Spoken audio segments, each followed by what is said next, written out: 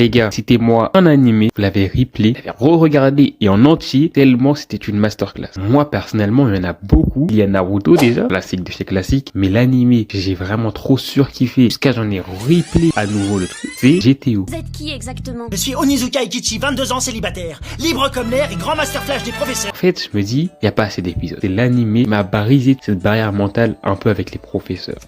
Pourquoi vous essayez pas d'abattre cette barrière?